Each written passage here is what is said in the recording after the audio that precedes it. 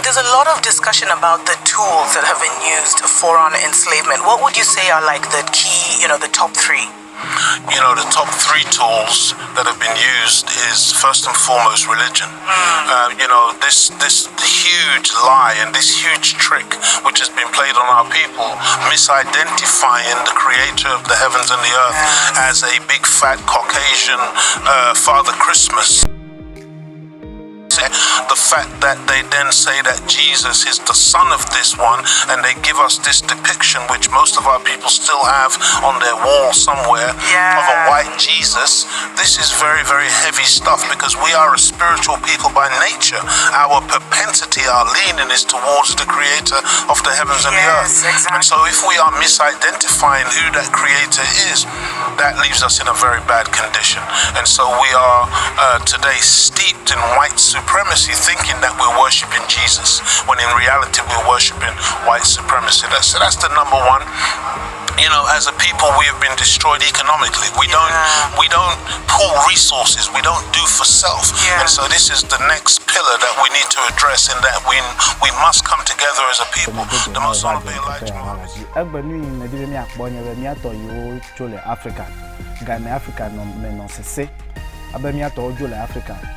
Ojo ide Africa fi no ovale India gbeji. India gbeto mete fede ya ovale fufula mele no pokpe. Yo vova ikedon elego misinamde onye India towe nyame ibowe ole India duome ole India pe ave chichime. Elego misinamde India pa ave chichime ya ole fufula.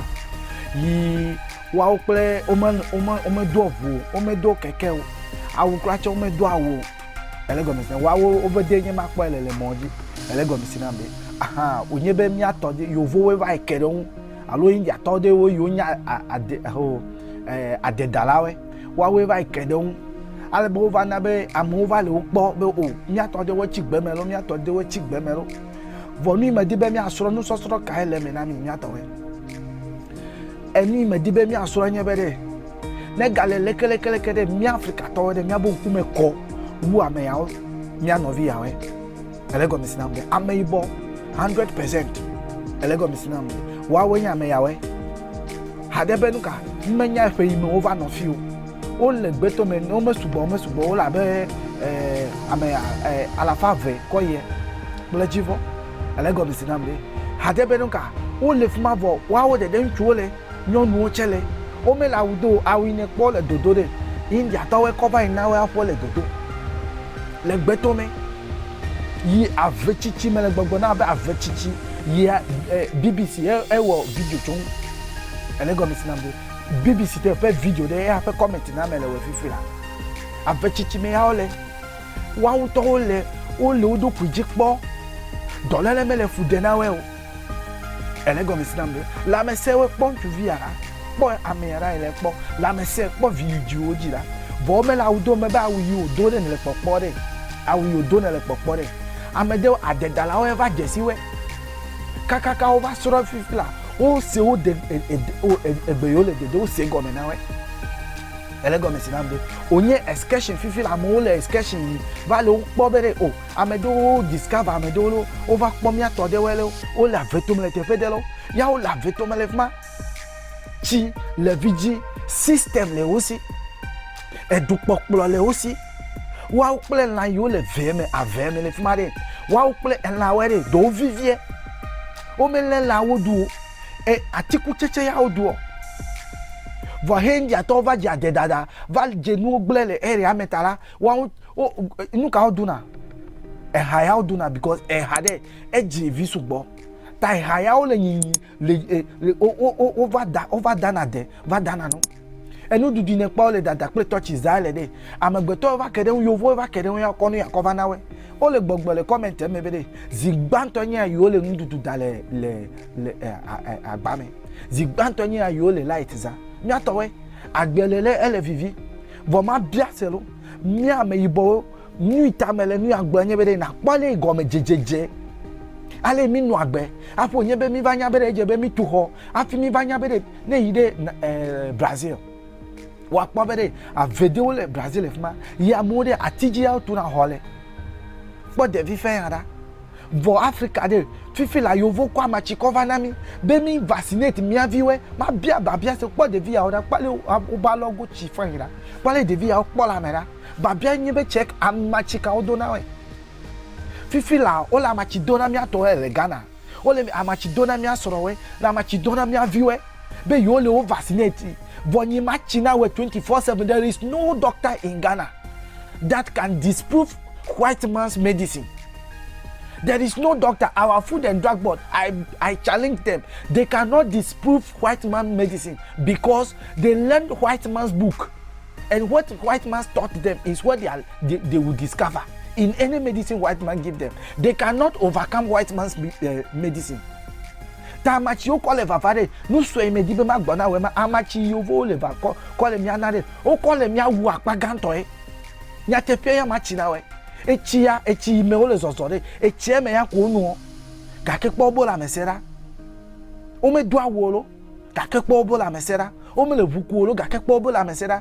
They said it o be no sianu yo ya yo le po yo me ya me you amede ke no dasi when you know you have message you may yana de kill they don't worry about anything o me hakoni na de kill you have a school fees you have a onuka yeah you have a ide solimelo you ma akpa ma edon kujina mko ide solimelo enya medibe ma agbanyo akpa vele anya bede ameya o le gbeto me le fi Yesu Kristo kure me va to ameya o le aveto me de do kwifia we ma bia Kristo to we ewo Kristo to vu susu me ne na se vu susu me ne na bia do ku se be Yesu Kristo be yi lo mi ma u be yi lo mi ata the God of the Bible ma u yi le Bible amelo e ya gbo mele na we e be yi cholo no ko na mi yata ina yi levie ko wu me le Satan ko wo ame ya le gbeto me le fi de ame ka Yesu Kristo ku vo kwati me va de do ku fie o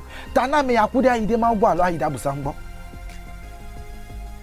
Kristo to ewo ya medibe na wo susu ma bia ma ga bia se bia to we se bere ame ya le gbeto me le fi me le suku de o me le so me de o Yesu Kristo ku me va tuo ame de ke me va gbo ma o nya ne o la veto me o ne ku de ame ka gbo wa yi ayi de abusan gbo alo ayi de ma gbo tani ame ya ayi de abusan gbo de ma bia se lo because ne me be ma buira abusan gbo ya wa chinambe wo ayi hadebe me ho Yesu Kristo jisi uta ma bia o se aleke ma o le taji po le fma ma o kai la me ya jipo ta do nye be abusan me ya wa ma china we Yesu Kristo yi pe Biblia yi ovo cover na mi de ahatwe magana gbo ma gble din kaka ma jo le hehe ya me ahatwe ya cover agbalen cover na mi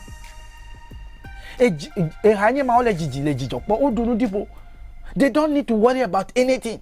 E wenye ma esro wo gbewe hadebe nuka o me wo weave on neta. Esro wo gbewe because o me wo weave on neta. No vinye e lengo gbe ya. E tasibo ma no so me yi hadebe o me te won le tight jota. Ya ne le fuma ne le konyifa, ya ne diku. Ame wenye ma chole India gbo me yi na de India gbeto me be you are the excursion. Elego mi sinamde amo chole India duo mere yina de India veto me be you have is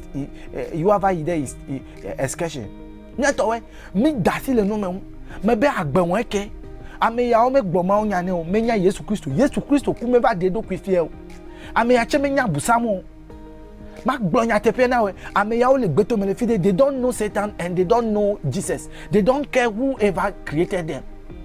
They are living their life in peace. Elego mi sinamde ya wo ame ibode okwo yovo fia fito okwo agbale cover na mi be ko agbale ne na hre ya ne ho agbale ya ne le hre ya ne sube ya na na ide jipo ahachwe you are not going to heaven jina jipo dele o ma da for ma yovo ma po ye jipo de wa ko agbale cover na obe to fuma ne na ide jipo. Elego mi sinamde me vona me yawe me vona mi ato yawe because one talk globele no dasile you no no you gbeto me you me hiana de kila me de kegbo you me hiana de kila me de kegbo ame yawo ma bia selo o le viji o nyale you wa gbo de vioji o nyale you wa le bena de via de o profete si gbe ko le ma tamia to e viawe de me dibe mi avususu de me dibe mi abosusu me ko agbankede de me va bede mi abosusu me ne ko ntchu ya le fifi la de me le GMO duolo me le toothpaste zan lo me le pipe water zan vo po la mesera mi dasi le nu me po la mesera po devi ojida devi o me do po to gbe igboji o ga ke po da ya ile fuma ya ne le konyi fa 24/7 hade be jebe na no hometa amedo kra obe yo akra yo ano yo me di be yo ava no kofe me ma bia we se akra de light ipo eleta lofu ipo eleta ya wa ida gbogbolo si wa pa mo le kios mi nyon vo ave o le mi ase ame wa to ano me ano agbe ame wa to adagbele adunu mi atowe what is culture going taking us to? Yamiva Idrobede, the white man's life is the best life. The white man's life is Mark Blabe Ola VM, Academy Leosio is fine. Okpo torchlight. Enyo. Voyage me from Yabo Suso, name one necessity of life. Elego Messinamde, name one necessity of life. Ma chokode, name Blabede, oh, Milagbe, Tamiano Yovosro, Yafifia, Efe Cratches, or me defense rowing, Esrowele Wogbe. Ole no ha dojime nawe ya ne ho hypertension le fma hade bedunka o le gbe to me wa de le fma vo amede kemele do doctor so amede kemele me le devio rape. Nobody is raping. There is no rapist here because they have natural love. They have natural love. But as I'm talking to you, lecturers are sleeping with people's wife. Before you get a good, the fact is what I'm telling you. If somebody dare me, let us meet in Nogokpo. Let us swear. Me le chichina we be lecture all the doctor me ovio. Be you are now creditor. My brother, your pastor is sleeping with your wife. He's sleeping with church members. Are we moving forward? These people don't sleep with each other like that. They are living in the bush. Elego misinamde. Yema ponu bo. Enya so magba ko nyebe subscribe na channel e. Na nya de la si we de mu adete. But desire. They've never been to school, but look at them. Design fine you all order. Ya mi abu politician you vo fia fito we va fia fu mi atogbe we lewe be wa gbe ya ono pa megbe to da de eveka amewe ya egbe otro ko biblia cover na be iwe ya na ide jipo mi ga vo susu amebo me bia nkeke pe jogbe yan na we